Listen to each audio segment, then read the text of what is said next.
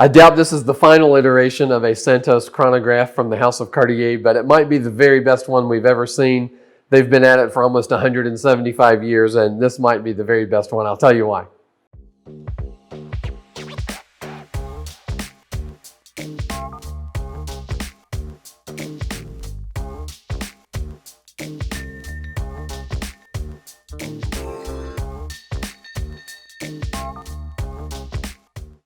So if you're a fan of Cartier, you know that the Santos was the very first men's modern wristwatch. It was also the first pilot aviator watch. It dates back to 1904. Cartier designed it for his friend Alberto Santos Dumont, who was a Brazilian aviator who was wildly famous in Paris at the time. He was known for crazy things like flying his aircraft around the Eiffel Tower and back to the hills there outlying Paris. So he just did these flamboyant things that made him extremely famous, and he was followed. And once Cartier designed a wristwatch for him, it became something that all the dandies of the time wanted to own a wristwatch like Santos Dumont. So it's interesting that the watch itself has become iconic of Cartier. The screws on the watch are reminiscent of the rivets on the Santos Dumont aircraft, and they have continued to update the watch. The steel and gold version came out in 1978 and really has a real retro kind of 80s vibe to it now.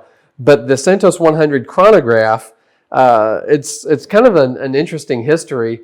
There was a version that came out in 1998 with the chrono reflex movement, which was a sort of a glorified quartz movement. It was developed with Piaget, and the watch itself, it was probably too small to be a chronograph. It had square subdials at the bottom and a date at the top that really just looked too crammed in with all the Roman numerals and everything that it had going on. And so then in 2004, when the Santos 100 came out, a much bigger watch, it only took them a year to come out in 2005 with the Santos 100 chronograph. Now, it was a much bigger, chunkier watch, and it easily housed the movement, which was based on a Valjoux 7750. Of course, you know, you've seen that movement in loads of different watches from different manufacturers. And it was a 42.7 millimeter case, which for the thickness that it was a really big watch, and it wore big because it was square.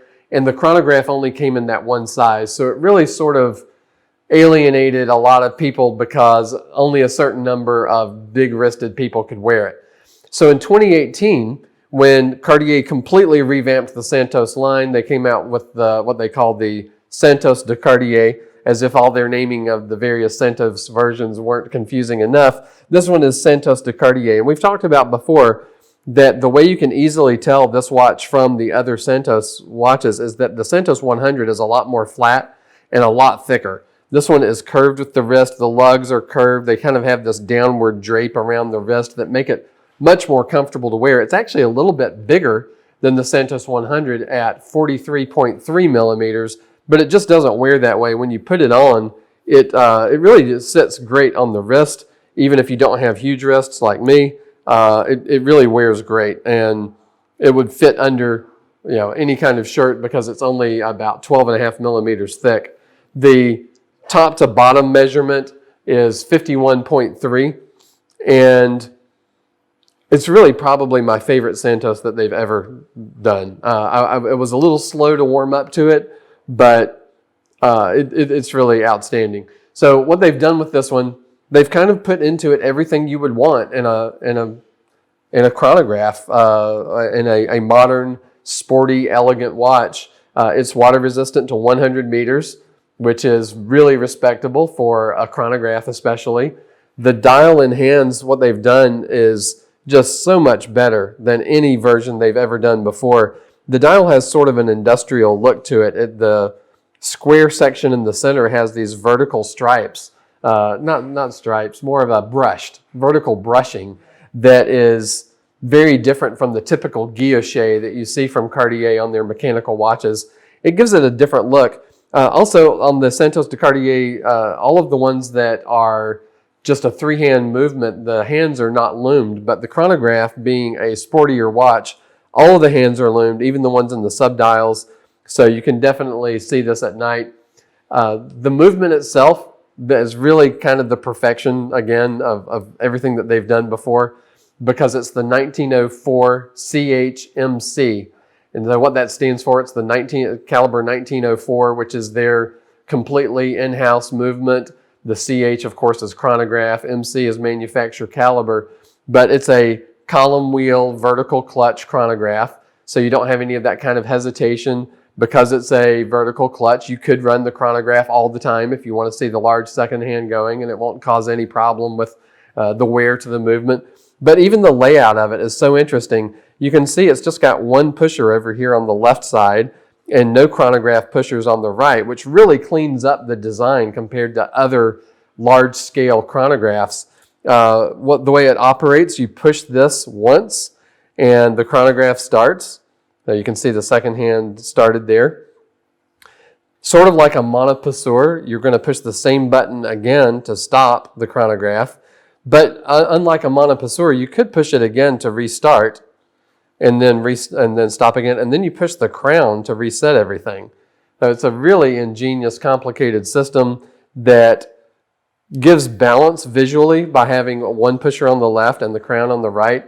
It's really symmetrical. The dial itself, the layout is just genius. The way the subdials at 9 and 3 are much larger for the chronograph counters. And then the business at 6 o'clock, you've got the date and the running seconds for the time is much smaller. And it's just a great look. Definitely not something that looks where it's too small of a watch for everything that's going on like the previous model. It doesn't look crammed in. Just everything about it, I feel like it's just perfection. Now, in the steel and gold version, it has a different look to it, but it's exactly the same watch, and you wouldn't necessarily know it holding them next to each other. I feel like the version that's steel and ADLC, that's what the material of the bezel is made of. It stands for amorphous diamond-like carbon. You don't need to know that, but it is a really hard but pretty elastic material that it's not a plating or anything. It's not a coating that will wear off or anything like that. So lots of watch companies have integrated it into their designs. But I feel like the steel and ADLC model just looks visually smaller because what happens is that it kind of sort of tricks the eye and you sort of visually connect the bracelet of the steel and gold model to the watch, and it makes the overall look bigger. There's a third version that we just don't happen to have in stock right now that's all solid rose gold case on a leather strap. It visually looks a little bit more in scale like the steel one. But what Cartier has done with these bezels, number one, is that it's a brushed finish on the gold, where the previous ones on the Santos 100, they were high polish and they were very flat and really kind of a scratch magnet. But they do get a patina over time that makes them look very, very nice. But I just like this one better, that it starts out brushed. It does sort of taper into the area of the bracelet where the previous one was just squared off. And so it really integrates into the design really, really nicely. Now, Cartier tends to just make things better and better all the time, and they've got a couple of really innovative things going on with this watch. One is called QuickSwitch, which we saw first came out in 2017 with the revamp of the Santos de Cartier. And it is a bar that you can easily press with a thumbnail and be able to remove the bracelet. And of course, I can't seem to do it right now. There we go. So the bracelet just comes off that easily, and the rubber strap can just click right in. When you look at SwissWatchExpo listings, you'll see everything that comes with the watch pictured, whether there's a box, warranty cards, extra straps, the deployant buckle, what have you. And these deployant buckles, again, they were invented by Cartier in about 1908, but they've just gotten better and better over the years. They've got the modern one. Of course, these are sporty watches. You can hear it gives you a really nice click. When you close it, you know it's attached.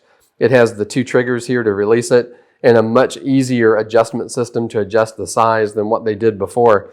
But in addition to the QuickSwitch system that they use on the watch so that you can change things out, change out the look, they also have integrated what I think is just absolutely genius. It's called SmartLink. That kind of reminds me of something that they might call a home security system or the Bluetooth connection of your car to the satellite.